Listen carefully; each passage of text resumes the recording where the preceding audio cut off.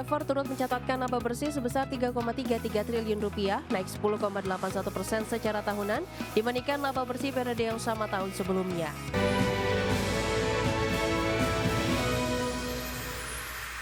Pemirsa, terima kasih Anda masih bersama kami di Market Pass. Pemirsa, PT Unilever Indonesia Tbk mencatatkan laba bersih sebesar 3,33 triliun rupiah hingga kuartal 3 2025 atau naik 10,81% secara tahunan. Perseroan pun optimistis dapat membukukan kinerja yang positif di sepanjang tahun ini. PT Unilever Indonesia Tbk optimistis dapat membukukan kinerja yang positif di sepanjang 2025, melihat laba bersih mampu dikerek double digit per kuartal 3 2025. Berdasarkan laporan keuangan, Unilever membukukan pertumbuhan penjualan bersih 0,71% year on year menjadi sebesar 27,61 triliun rupiah per kuartal 3 2025. Sejalan dengan itu, Unilever turut mencatatkan laba bersih sebesar 3,33 triliun rupiah, naik 10,81% secara tahunan dibandingkan laba bersih periode yang sama tahun sebelumnya. Presiden Direktur Unilever Indonesia Benji Yap tidak menampik masih ada tekanan terhadap daya beli masyarakat di beberapa segmen penjualan produk perseroan. Hal itu tampak dari segmen penjualan produk kosmetik dan kecantikan yang terkoreksi pada kuartal 3 2025. Meski demikian, Unilever menyiapkan sejumlah portofolio untuk menanggulangi berlanjutnya pelemahan daya beli masyarakat ke depan. Salah satu upaya penyesuaian dilakukan dengan meluncurkan ulang beberapa produk selama periode kuartal 3 2025. Selain sebagai upaya memperkuat portofolio yang telah ada, peluncuran ulang produk juga diisi dengan nilai tambah baru terhadap produk tersebut. Berbagai sumber, IDEX Channel.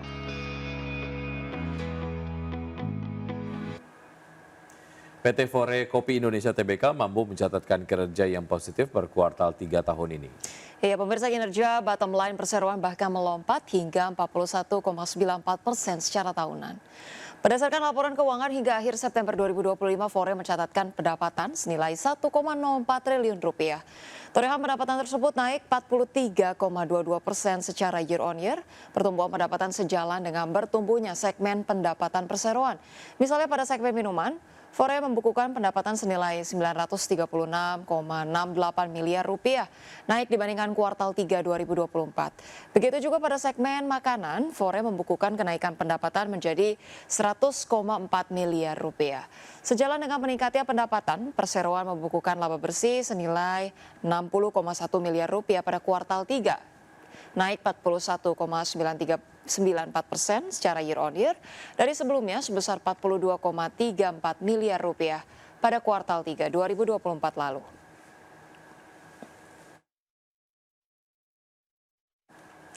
Pemirsa, PT Summarecon Agung Tbk atau SMRA berhasil membukukan penjualan pra-penjualan atau marketing sales sebesar 3,57 triliun hingga kuartal 3 tahun 2025. Ya, angka ini tumbuh 31% secara tahunan dan telah mencapai 71% dari target tahun ini. Kontribusi terbesar berasal dari kawasan Serpong yang menyumbang 44% dari total penjualan. Sementara 56% lainnya datang dari 8 area township lain yang dikembangkan oleh Summarecon. Untuk jenis produk, penjualan rumah dan ruko masih mendominasi, masing-masing memberikan kontribusi 76,2%, sementara sisanya berasal dari penjualan tanah kafling komersil dan apartemen. Direktur SMRA Lydia Cio menyatakan pihaknya masih optimistis dapat mengejar target marketing sales tahun 2025. Optimisme ini didukung dari penjualan di 9 area township serta rencana peluncuran produk baru hingga akhir tahun. Dan Lydia menambahkan Summarecon juga memiliki stok inventory yang siap untuk dijual.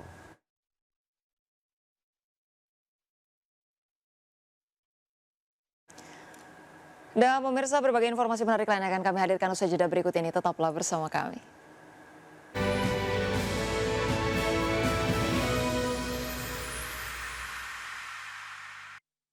Pemirsa, terima kasih Anda masih bersama kami di Market Pass. Presiden Prabowo Subianto menerima kunjungan kenegaraan Presiden Brazil Lula da Silva di Istana Kepresidenan. Kunjungan ini semakin mempertegas hubungan bilateral Indonesia dan Brazil, terlebih kedua negara juga telah menjadi bagian dari anggota ekonomi BRICS.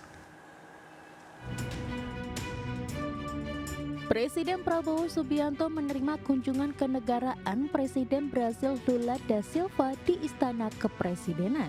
Kunjungan ini sekaligus untuk menyepakati 4 perjanjian kerjasama penting antar kedua negara. Kerjasama ini merupakan bagian dari hasil kunjungan Prabowo saat lawatan ke Brazil pada bulan Juli lalu. Prabowo mengaku senang hubungan kedua bilateral kedua negara berjalan cukup baik, utamanya di bidang ekonomi. Prabowo berharap kerjasama semakin erat melalui rencana pembentukan Indonesia-Mercosur Comprehensive Economic Partnership Agreement atau IMCEPA. Kita telah melaksanakan pertemuan yang intensif dan produktif. Kita kedua negara adalah dua kekuatan ekonomi baru yang sedang meningkat terus-menerus. Kita merupakan dua kekuatan Global South. Karena itu kerjasama antara Indonesia dan Brazil memiliki arti strategis dan kami berdua memandang sangat penting hubungan ini. Sementara itu, Presiden Lula berharap pertemuan ini dapat meningkatkan potensi kerjasama kedua negara. Kerjasama yang bisa diperbarui bukan hanya di perdagangan bilateral, tapi investasi baru kecerdasan buatan atau AI. Investasi ini akan memperdalam inovasi ilmiah dan teknologi serta meningkatkan hubungan kerjasama universitas kedua negara. Kerjasama kedua negara ini semakin mempertegas jika Indonesia dan Brazil merupakan mitra strategis, apalagi kedua negara memiliki potensi pasar yang besar dengan total jumlah penduduk mencapai 500 juta jiwa. Kedua negara juga telah menjadi bagian dari anggota ekonomi BRICS. Dari Jakarta, Tim Liputan IDX Channel. Pemerintah resmi membentuk Satuan Tugas Percepatan Program Strategis Pemerintah untuk mempercepat pelaksanaan berbagai program prioritas nasional. Ya, pembentukan Satgas ini untuk mengkoordinasikan dan mengkonsolidasikan program strategis agar berjalan efektif dan tepat sasaran. Pemerintah resmi membentuk Satuan Tugas Percepatan Program Strategis Pemerintah untuk mempercepat pelaksanaan berbagai program prioritas nasional. Satgas ini merupakan tindak lanjut dari arahan Presiden Prabowo Subianto dalam rapat terbatas pada 15 Oktober lalu. Dalam struktur Satgas Percepatan Program Strategis Pemerintah, terdapat 3 kelompok kerja dengan fokus berbeda. Pokja pertama, bertugas mempercepat realisasi dan pelaksanaan anggaran dalam program strategis. Pokja kedua, menangani percepatan implementasi program serta penyelesaian kendala. Dan Pokja ketiga, berfokus pada percepatan penyusunan regulasi dan penegakan hukum terkait pelaksanaan program. Menteri Koordinator Bidang Perekonomian Erlangga Hartarto menjelaskan Satgas ini dibentuk untuk mengkoordinasikan dan mengkonsolidasikan program strategis agar berjalan efektif dan tepat sasaran. Nantinya Satgas akan mengawal sejumlah agenda besar pemerintah termasuk program paket ekonomi 8+4+5, stimulus ekonomi tahun 2026, serta lanjutan insentif fiskal. Dan tujuannya adalah untuk mengkoordinasi dan mengkonsolidasikan, menyelaraskan program strategis pemerintah sehingga dapat diselesaikan tepat waktu, tercapai target dan sasaran program, serta manfaat nyata kepada masyarakat.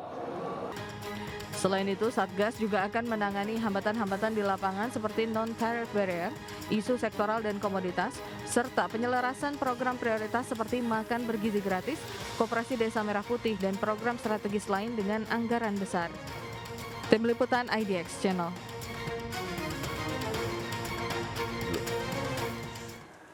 Pemerintah membuka peluang untuk memasukkan proyek mobil nasional masuk dalam proyek strategis nasional atau PSN.